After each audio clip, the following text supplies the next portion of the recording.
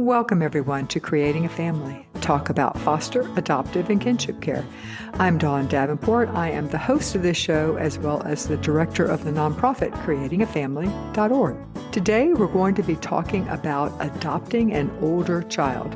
We're going to be talking with Dr. Stephanie Bosco-Ruggiero. She holds a PhD in social work from Fordham University and is the co-author or author of 10 peer-reviewed journal articles, most of which focus on child welfare, workforce issues, or mental health. She works at Oasis Consulting and is the co-author of the book, Adopting Older Children, a practical guide to adopting and parenting children over the age of 4. She is also the adoptive mom to an amazing 14-year-old boy. So welcome, Dr. Bosco-Ruggiero. I'm so glad that you're going to be joining us to talk about this topic. Thanks for having me, Dawn. I'm so happy to be here to talk about older child adoption. All right. So the greatest need in both foster care adoption as well as international adoption is to adopt kids 5 and older. And adolescents have such a bad reputation in general in our society, and those in foster care and international child welfare institutions have even a worse reputation. And these kids and youth may have challenging behaviors that will be hard to parent. They also may not have challenging behaviors. I think we need to acknowledge both.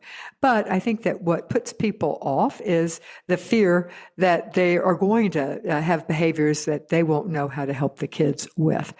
So why do we see what we euphemistically will call challenging behaviors in these older kids? And remember, older kids can mean upwards of the age of 5. We're not necessarily talking about 18-year-olds here. Yes. Dawn, first I want to tell your listeners that I am so excited that they're considering older child adoption because it's a very special journey. I am the adoptive mom of a 14-year-old. My husband and I have a 14-year-old who we adopted at 10 days old. So he wasn't an older child when we adopted him.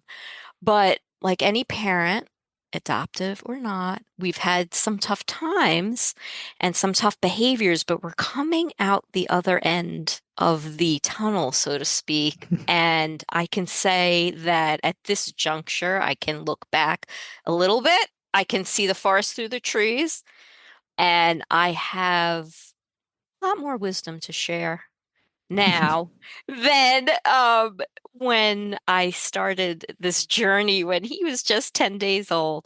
But I wasn't actually sure I wanted to even be a mom, but I want to tell people, please seriously consider having a family in general, right? But consider older child adoption. I think that you will grow so much from the experience, and it's so important. Mm-hmm. There's certainly a need for sure. Yeah, there's certainly a need. So they have questions and they are a little unsure about older child adoption. So what can lead to some of the behaviors that make people uncertain? Why have these kids developed what we would consider challenging behaviors? So older child adoption can either be through the domestic child welfare system or what we call intercountry adoption. And as you can imagine, these kids have had a tough start because abroad, there's more family foster care in other countries now, but they may have been in an orphanage, right? They still have orphanages in other countries. We think of that as like a century ago here. But the kids here, they are in the system by no fault of their own, but they've experienced a lot of things.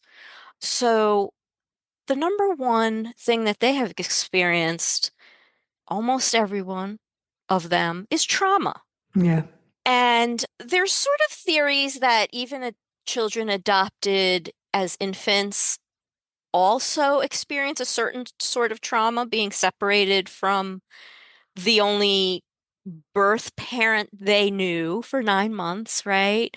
So these are kind of theories. It's less theoretical with older children because they've ended up in the system for mainly one of two reasons. And most of the time, 75% of the time, it's neglect by the biological family. 25% of the time, it's abuse, which could Mhm. be physical, sexual, emotional. And so they have been removed from their home. Which, let's be honest, is traumatic in and of itself. It's traumatic, Mhm. and they have had to adapt, and they have a lot of grief and loss, potentially grief and loss, and definitely trauma.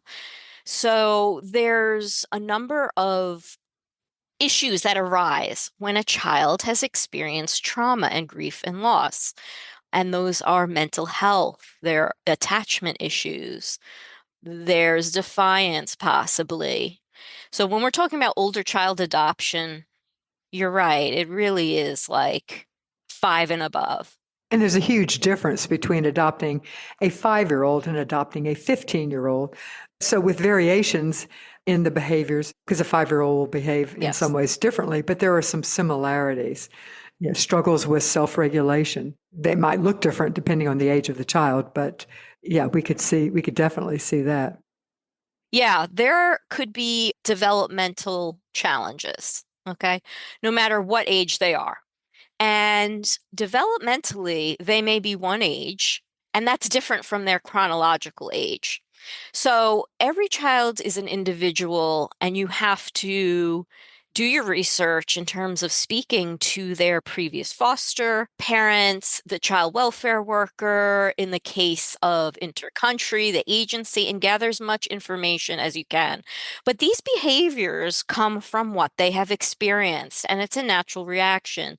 And Hmm. it's, like I said, it's trauma, it could be attachment, it could be a host of behaviors that can be confusing. Some can be misconstrued for one thing or another. Hmm.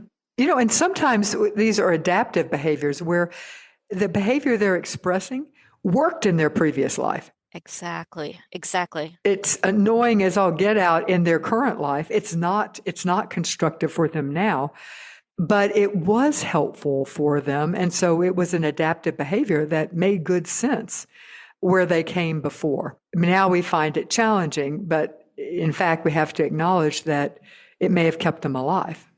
That's exactly right. And developing that stable bond, becoming their parent, you have to figure out what these behaviors mean with the help of professionals, right? But there was a function to these behaviors, and your job is to give them the security and the routine and the love that helps them move away from these behaviors and see that they don't need them anymore, that there's something different, that they can grow and they can develop in a different way, and they're absolutely capable of that.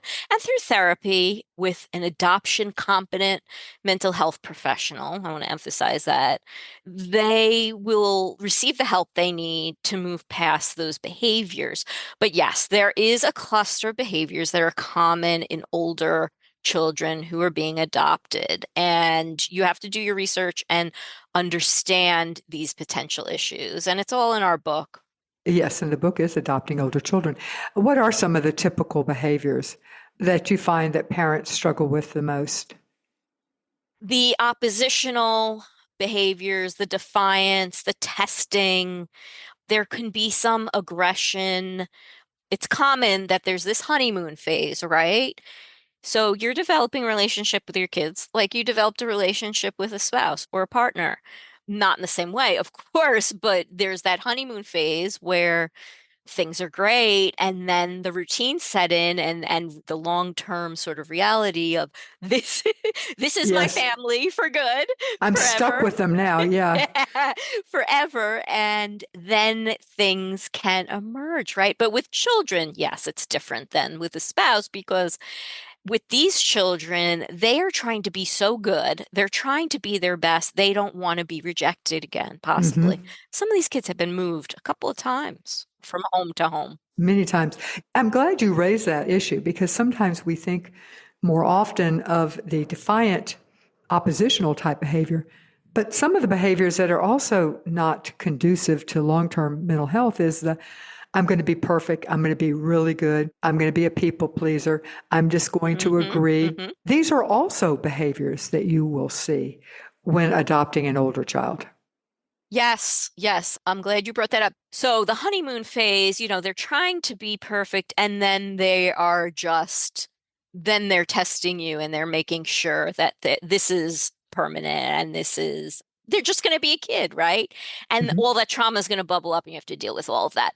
But there is something that happened with some kids and they're calling it disinhibited social engagement disorder. And this is where they're like overly friendly to everyone, no boundaries. They can trust anyone. This can get, of course, dangerous for them. And it's rooted in certain trauma, certain experiences in their past, but it's almost like the opposite of an attachment disorder, right? Where they're overly clingy to everyone and it's not a normal attachment. Hmm. Again, could have been a survival technique, It could have been. but nonetheless, not good now. Did you know that we can answer your questions individually? If you submit them to us, we have a podcast called Weekend Wisdom, where we take one question each week and answer it. We need your questions, so send them to us at info@creatingafamily.org, or you can click on the link in the show notes. Now, back to the show. So, what are some specific things that you would recommend? So let's start with just talking about creating trust with an older child, because that's what the foundation is trust, that they trust you. Yes, yes. So the trust is going to come from you keeping your word from the very beginning about the small and the large things. So if you tell them we're going to go to this supermarket, life changes for parents, it gets hectic, but try to stick with what you're saying. Establish your routine for all of the kids in the family, and that will benefit all of them, but especially your new child who has come home. Do fun things, laugh, spend lots of time together in the beginning to the extent that they will permit and they're comfortable with, right? You don't want to smother them in the beginning. But the trust also comes from the parent not getting carried away with their own emotions, with their own anxiety, with their own Mhm. anger. And it's hard for all parents, and we all lose it. Oh my goodness, do I know that? But trying to create that stable environment where you're modeling good relationships, you're not making threats in the heat of the moment, right? When there's misbehavior, you're understanding, you're trying to be patient, and you're trying to figure out what they need in terms of a listening ear or what is the best thing for them right now in order to uncoil all of this trauma and all of this grief and loss.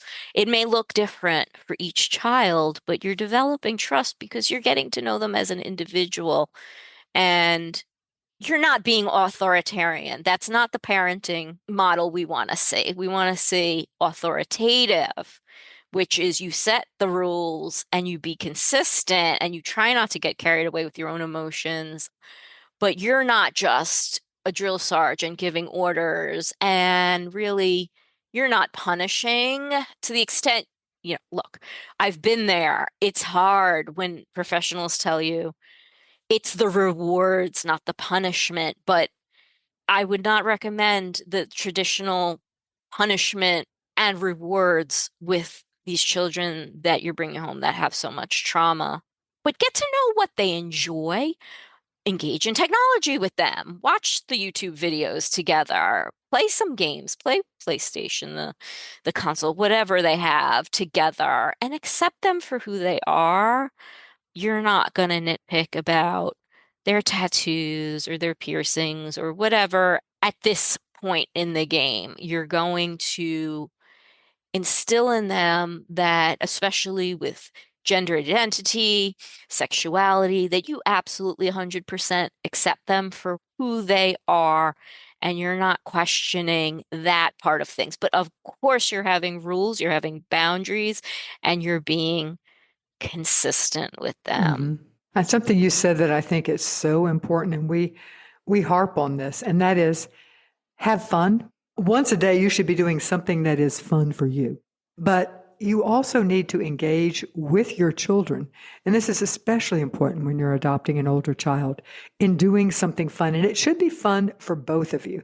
Now, as the parent, you're going to have to be more flexible, but you absolutely can find something, be it gaming, be it bike riding or whatever, going to a movie or, watching a particular show. Don't binge it all at once, but, every night after homework and everything is done, you sit down for 30 minutes and watch something together. But when we are parenting, it's easy to overlook that, which is really what bonds us as a family, and that is enjoying each other's company. And it sounds so easy, and it isn't.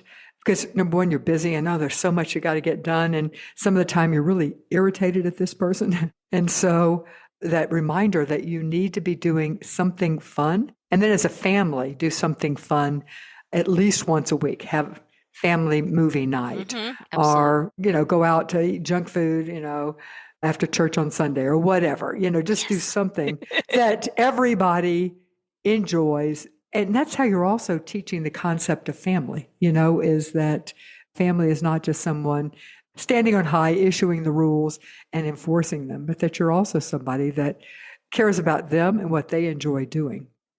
Yeah, I would add to that, try to let the smaller things go for a while.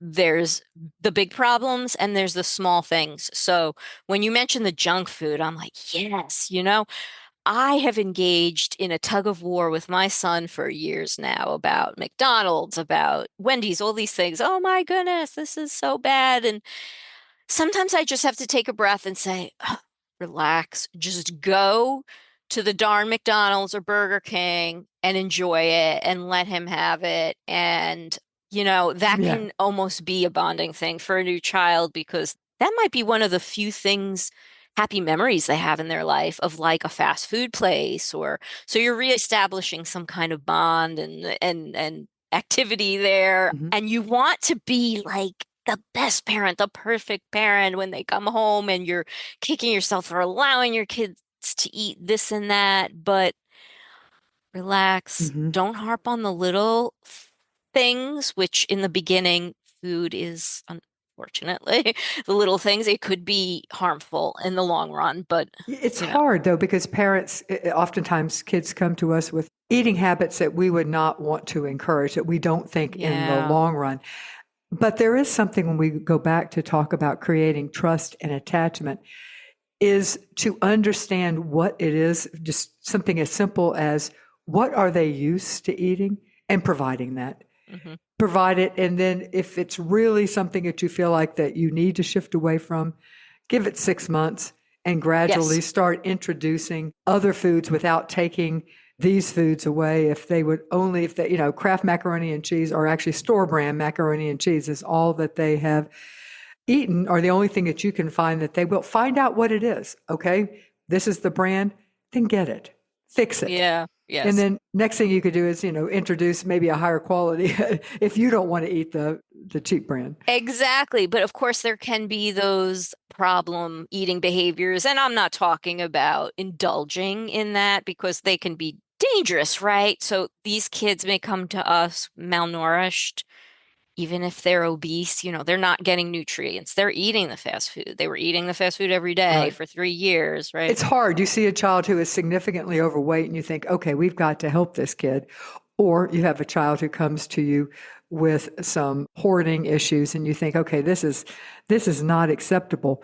But that desire to create attachment and trust, part of it's listening and meeting their need where they are right now. And then slowly but surely and very gradually make changes.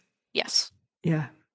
One of the issues that we often will hear is that, okay, this child comes in, they use curse words, or they don't obey, or they won't go to sleep at night, or, don't eat the food that is prepared for the family, or whatever. And parents worry, how do we prevent these behaviors from influencing the other kids in the family? Yeah, because you don't want to be too, you want to have a routine, but you don't want to nitpick about everything in terms of if they have to eat something a little different in the beginning from the rest of the family, that's okay. And you can explain that to the other kids. So kids picking up maybe some negative behaviors from their new sibling. First of all, I would strongly recommend that an older child be the youngest in the family. So if you have a 7-year-old, you're not bringing in a 15-year-old, you're bringing in a 4-year-old, right? Well, I think there's some debate on that now. I think you definitely have to. There are things that you can do, but you need to be aware if you're disrupting birth order of Hmm. some special, we'll talk about that a little later. Because the reality is, oftentimes when you're adopting older kids, you will be disrupting birth order. So you need to go into it with your eyes open, but we'll talk about that special circumstances. Yeah, yeah. In terms of the siblings picking up behaviors, Right. be clear with your your existing children as the child joins the family that they can come to you about anything they're concerned about. So any concerning behaviors or activities that their new sibling is engaged in, of course, you have to gauge your child also. Are they a follower? Are they someone who will pick up on some bad behaviors, God forbid, substance misuse or aggression or cursing or acting out defiantly with parents? Talk with them ahead of time and explain why this child may be Yes, exhibiting. All right. So, yes. And that they can always come to you with any concerning behaviors that they're seeing that confuse them or they're just not sure about. so talk with if you're concerned about behaviors rubbing off, talking with your kids ahead of time and saying, in our family, we do not yell curse words at each other. Joaquin may not know these, it probably doesn't know these rules. So we have to gradually show him Exactly. but we're not going to expect that he's going to understand this at the beginning, but Yeah. reinforce your family values as well at the same time. I would introduce them if it's an older child coming home, not through foster adopt, where the existing children have already had a chance to get to know them, and you're Hmm. adopting them not through the foster process. They're available for adoption, they're coming home. You want to introduce the siblings, the kids to each other and absolutely talk about the struggles that kids who have been in orphanages abroad or in the U.S. child welfare system, foster care, have had and why they might be seeing certain behaviors. You must educate your Hmm. children and talk frank with them about Hmm. what they might see, what trauma is, Hmm. what a developmental issue might be. And you're going to know at this point some things about some health things about your adoptive child that you can talk to your other children about before they come home. For example, if they have a particular physical health issue or if they have a history of a certain mental health challenge, you can talk to the kids about that and educate them so Hmm. they understand. Let's talk about two special issues that we see specific to older kids adopted from abroad. Hmm. One, when a child arrives, most often there's going to be the lack of ability to communicate. And if you've ever been traveling in a foreign country and not speak the language, you have some appreciation for how hard that is. So, suggestions for helping kids when they first come home. Oh, of course. So, first of all, I want to say about intercountry adoption that it is become a lot less prevalent from when I we were doing the research and we wrote this book and I got into the whole field and everything. So there's a lot less intercountry adoption. But to the extent that you adopt from abroad an older child, the communications that you can have with them prior integrate fun language learning activities. Find out if they have ever spoken English and where and to what extent, and make it fun. But of course, you have to plan for when they come home, and you have to talk to the school district, make sure they're getting all the services, bilingual education services that they need. And again, make it fun at home with other siblings. They learn their language, some words in their language, as your new child is learning English. But that could imagine how scary that is. They're It's so, I coming just, yes. into a new, now it's a, there's different ages, right? Regardless, it's scary. Yes, Once we're past infancy, we are used to being able to communicate our basic needs. One thing to consider doing would be to, before the child arrives, find somebody in your community that speaks this language and have them at least come over a couple of absolutely. times in the first week. And then each week, have them at least once come by so the child can express more complex thoughts through the translator to you. I think that's something that you should consider doing, especially when you're adopting an older child. But even if you're adopting a 5-year-old, they need to be able to say, I don't know this food you're serving, or I don't like this, or whatever, so that you can understand it. Put labels around the house, label things in English, make it fun. But pictures, if it's something written and you have to come up with a picture to show them, yes. If you're doing intercountry adoption, you must become, I hope this is common sense, but familiar with the culture of your child. And I think it's critical to build that community. And even adopting children of a different ethnicity or race within the United States, you want to consider the community that you live in. Is it diverse? Are they going to have role models? Are they going to have people to speak, in the case of intercountry, perhaps their language? Are there a lot of Spanish speakers, for example, in your community? Even if you have to, as for the translator, you have to find somebody who is not in your community but can do it over the phone. I mean, it'd be worth it. Yeah, and then there's phones. There's Google Translate now. Google And Translate is a godsend, yes. So we should mention that you can absolutely avail yourself of all the technology. I'm glad you mentioned cultural differences because that's another issue that we face with older child adoption. We obviously face it adopting internationally, but you also face these issues when adopting through foster care because we can also see cultural differences there. It seems to me that one of the basics is just respecting that some of what we think of as air quotes around this normal is a cultural thing, and that some of what we see may be very culturally appropriate for their culture. So, understanding, as you point out, learning as much as you can about their culture through people in your community would be, you and if, must. Mhm. yeah, and if not in your community, then online.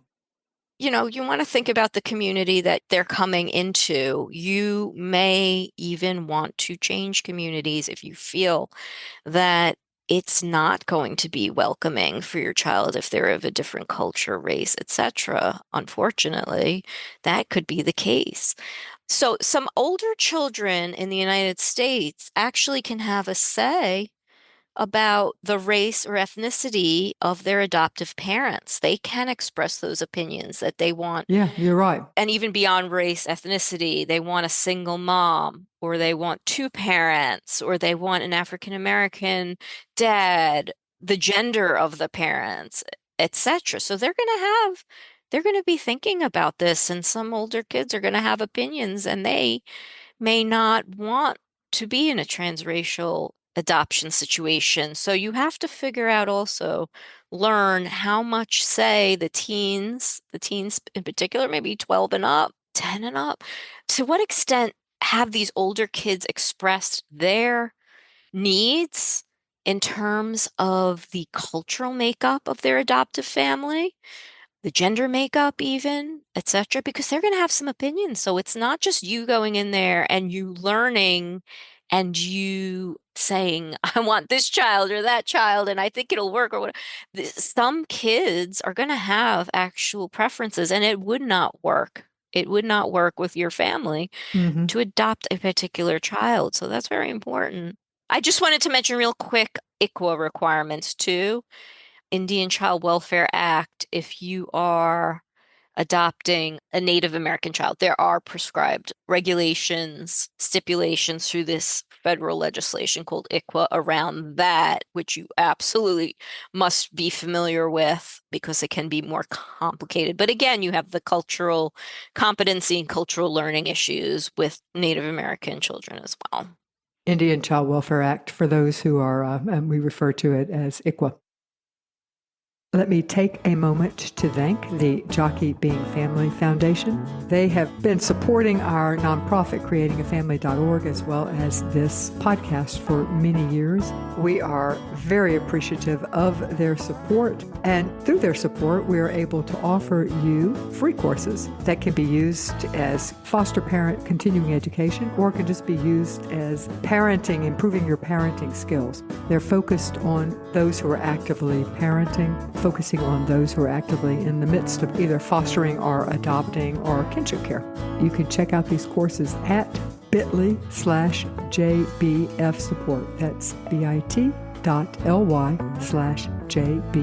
support. All right, I want to talk now about some safety issues to be thinking about. And this is especially the case if there are younger children in the family. The reality is that with many older child adoptions, we are disrupting birth order, and an older child is being brought into the family where there are obviously children who are younger than them. One of the issues is sexually acting out. The other would be physical abuse. I think we could talk about both of those and things we need to do before the child comes that can protect all the kids, both the kids who are existing in the family or already here, as well as the new child coming in. Yeah. So what are some things that parents should specifically think about doing, especially with the children already in the family, to help them anticipate and handle any of the safety issues that may arise? So you should be getting accurate information in the case of the U.S. child welfare system about your child's very concerning behaviors, a prospective adoptive child.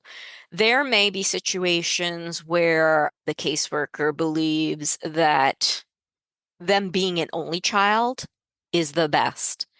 And that's very important. The child may even have an opinion that they want to be the only child, or the youngest, or the oldest, or the only child in the home. But more so, it's going to be about the professionals recognizing that having siblings is not best for this child. Now, you should have accurate information about the abuse or neglect that they experienced, and certainly any sexual acting out or physical aggression that they've demonstrated in the foster home. And talk to those foster parents. Of course, you're going to get insight into these behaviors. Now, preparing young children for the possibility of something scary, you want to try to avoid that situation. So if an adoptive child has some serious behaviors and you know that, maybe disrupting birth order is not the best idea in that situation. If you know in advance, the reality, sadly, is that Yes. we often don't know. So here's some suggestions that we may want to think about. One, make sure that all the children, including the children who are in the family, know the family rules about nobody touches anyone without their permission. That's how we are in our family. When we're angry, we talk, we don't hit. So setting up boundaries, setting up rules that say your body is your body. Nobody can come in and touch. Nobody should tell you not to tell somebody else about something. So saying all this to the kids who are already in that family, as well as the new child coming in, and letting the kids who are in the home already know that you will listen whenever they have a concern. They can come to you if something makes them feel uncomfortable, even if it's not a physical touching. If it makes them feel uncomfortable to come to you, you're going to listen.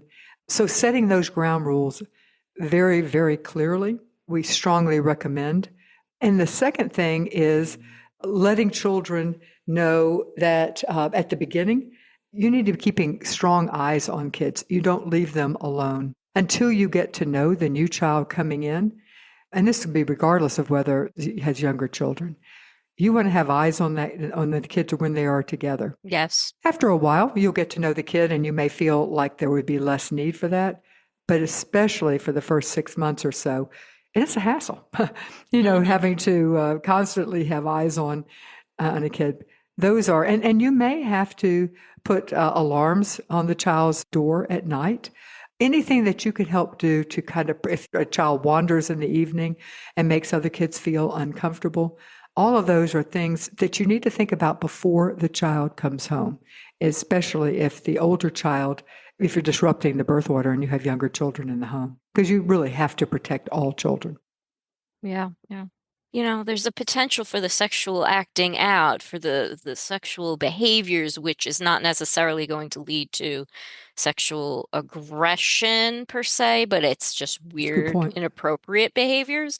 I just want to say that certain sexual, even aggressive behaviors amongst children is different from sexual aggression in adults. We understand this now. We're not going to treat them like adults, like you have the brain of an adult and you know morally certain things, right? So there's certain behaviors that are going on that they don't understand themselves, that they're engaging in. And Hmm. there is evidence-based treatment for this. Physical aggression, absolutely treatment for that. Now, if a child is getting physically aggressive with you, walk out of the house. Try not to engage in it. Show them that you are still in control. You are not going to stand there while they throw multiple objects at you or dishes or whatever. Some things are going to get damaged, but you don't want it to escalate to the point of you're getting into a fist fight with the child. I think walking out onto the porch is a good thing.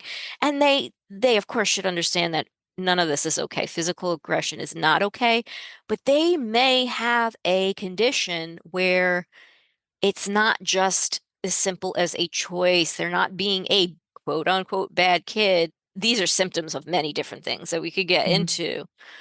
On occasions, you may have to call like a mobile unit, counseling unit that comes to your home.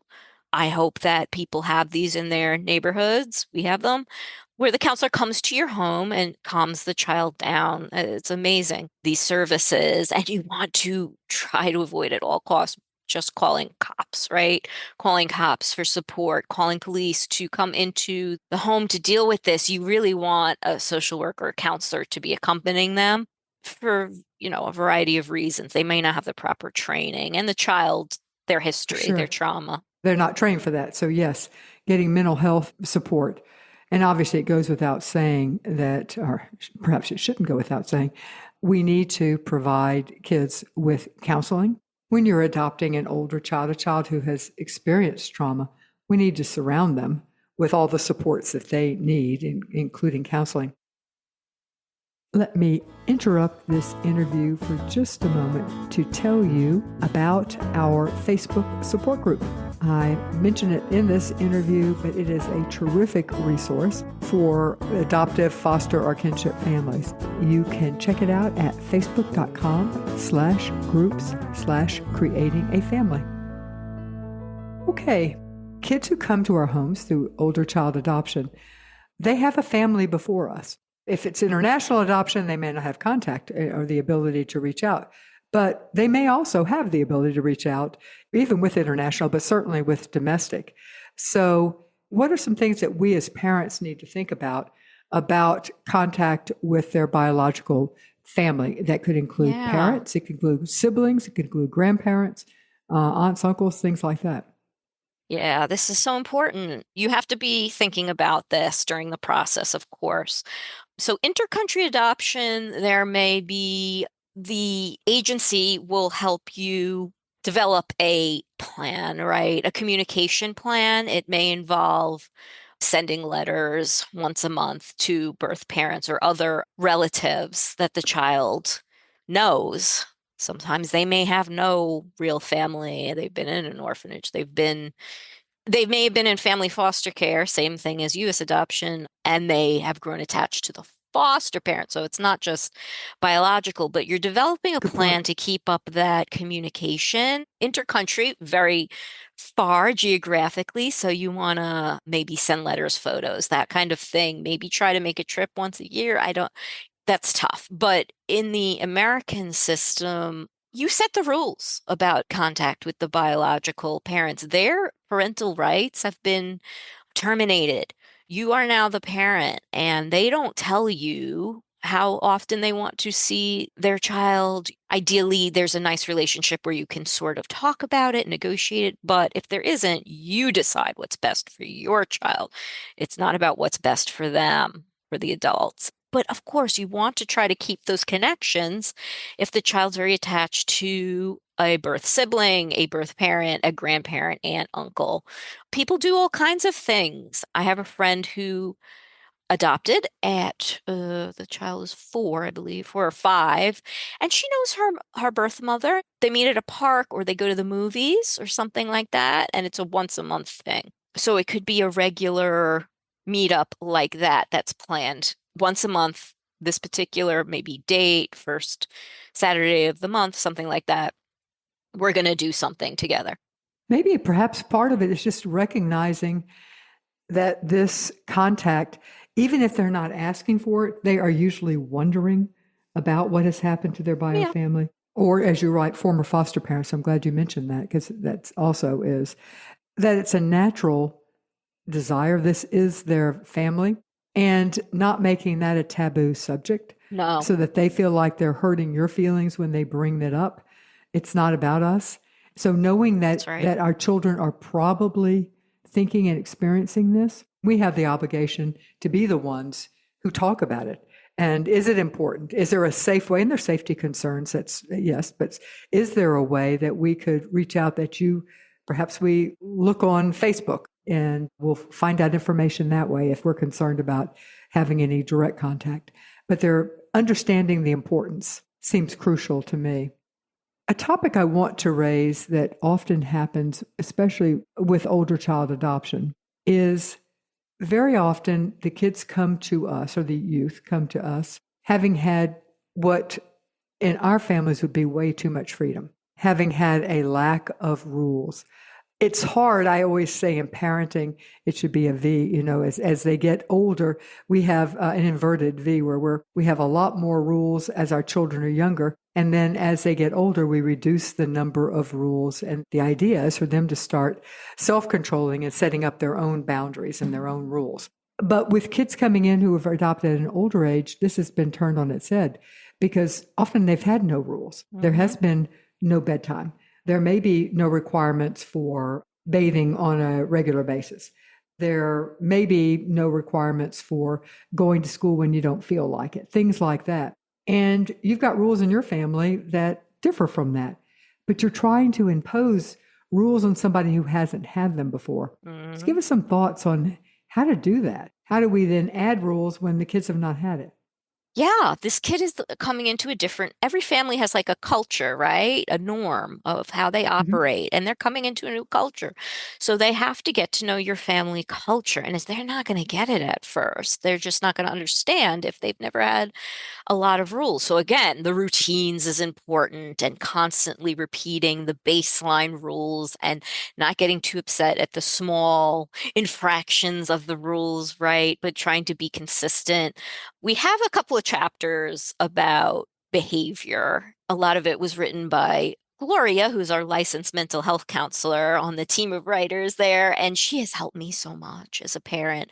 But she is an absolute adherent to the rewards rather than punishments model, the sticker books, the small rewards when kids are getting those rules, when they're following those rules, they're doing something right. Just go all out in make a big fuss. Oh my goodness, you did that so nice. You decided to go take a shower without all of the pushing you to get in there at a certain by a certain time. Oh my goodness, you are doing so well with that rule. So there's a method. There's a method that's better for the older kids that are coming in without necessarily having had great structure in their lives. And it's also helping them to see that things can be different and you're not being mean or punishing them that by having standards, by having rules, but it's our family culture, it's our expectation, and you can absolutely adapt, you can grow, you can overcome. Gloria talks about the growth mindset. That's a whole theory in itself. You can. And when they do, you make a huge fuss and you instill Mhm. in them You did it. You did it. You're the one who is making this work. And we really appreciate your behavior, you know? Exactly.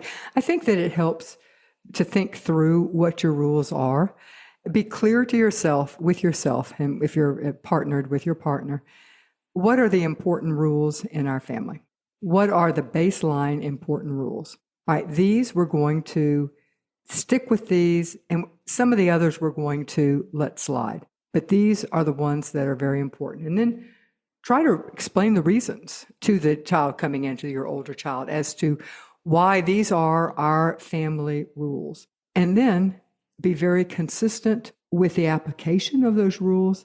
And as you have mentioned, just repeating what you said, reward compliance with the rules. It's almost crucial that we approach with older kids the fact that they haven't had to approach it with this mindset of decide what's important, explain why, be consistent, and reward compliance as much as we can. Absolutely. Oftentimes, kids coming into our homes are going to be struggling academically, partly because they have had sporadic attendance. Some will have not had much attendance at all at schools. So we can expect kids coming in, not all, some are doing extremely well. In fact, schools where they excel. But assuming that's not the case, what do we need to have in place or to be thinking about as parents adopting older kids to help our kids thrive academically or at least survive? Yeah, yeah. The laws around making sure that kids can transfer from school to school if they've moved around between foster homes is better. So their continuity of schooling should be better than it was in the past. But, you have to find out. You have to get the school records, the education records. A lot of the kids, the older kids being adopted, they have not had proper mental health care, proper attention to their physical and mental health. And that could mean, and our minds can be neglected, absolutely. If, And their academic health. Yeah, we're talking about academics now. yeah, So their yeah. academic, not health, but their academic progress, right? If kids didn't have a whole lot of attention in their homes, they may be cognitively behind. There's so many things that could be going on. If you suspect something, get that neuropsychological evaluation or get that developmental pediatrician. How do you do that? Through the schools? Yeah, a developmental pediatrician or through the schools. Now, the schools are going to do the short, quick version of a neuropsych. I'm going to be completely honest with you. Talk to your network of mental health providers and make sure that the school is doing everything they're supposed to. Most schools will not do an evaluation for autism, all right, which is not great because it's not good at all because you have to look at the other cognitive markers and evaluate the mental health and behaviors and all of that in concert with the autism assessment. That's really a complete neuropsychological exam when something called ADOS is included, and that's the gold standard for autism evaluation. So you may want to get your child evaluated for a number of reasons. Who does a neuropsychological evaluation? A neuropsychologist, neuropsych, and they would be part of an office that has mental health practitioners, most likely. They may be a standalone. The school will provide something and they will pay for something, but it's often inadequate.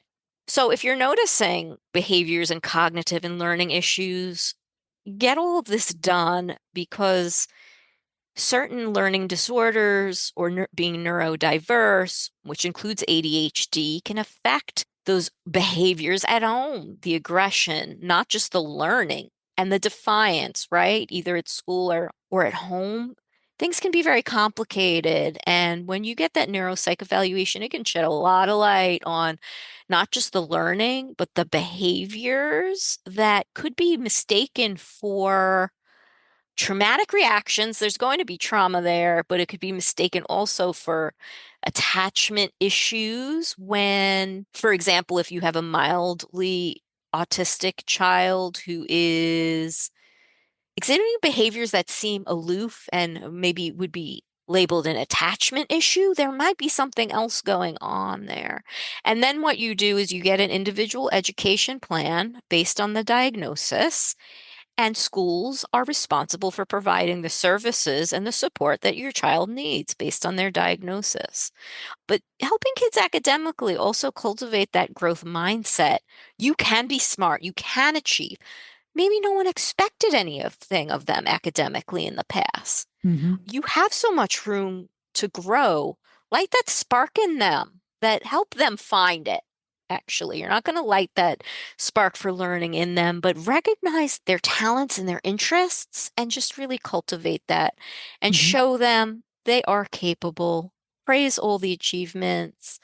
The chronic absenteeism, they often have issues with that. A lot of kids are still having issues with that. And there's a whole sort of cottage industry of people studying school refusal and chronic absenteeism now. And there's a lot of specialized help Mm-hmm. for that as well. But it could be related to having a learning disability or being neurodiverse. Okay, a neuropsych evaluation, and then, if warranted, an IEP. And I would throw out also remember academics aren't everything. Make sure, find a Hmm. place. If your kid is not excelling in school, everybody needs to excel at something. So find something your kid can excel at. Maybe it's acting, maybe in getting them involved in a play. Maybe it's a musical instrument.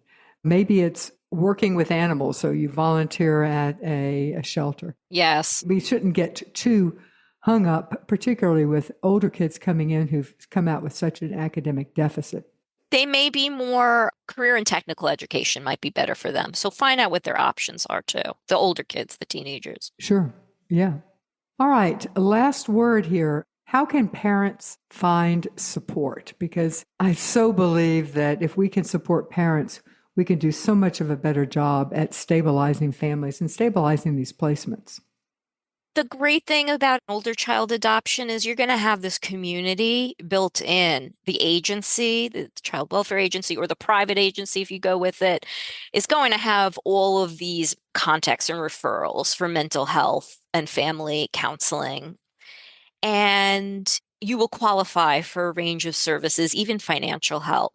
So we're talking about your child having Medicaid, we're talking about respite care, and yes, low cost or free mental health counseling. And of course, those who are adopting internationally are going, no, my kid's not going to get some of those. So it's true. And that is a challenge. Yeah, it could be different. It could be different, but there will be intercountry adoption too. There will be a network of experts and support. People dedicate their whole lives to helping adopted kids and adoptive families. You want an adoptive, competent professional to help you out. If someone's not familiar with adoption, especially through foster care, they may not be the best choice because they're going to be viewing behaviors possibly in a more traditional way.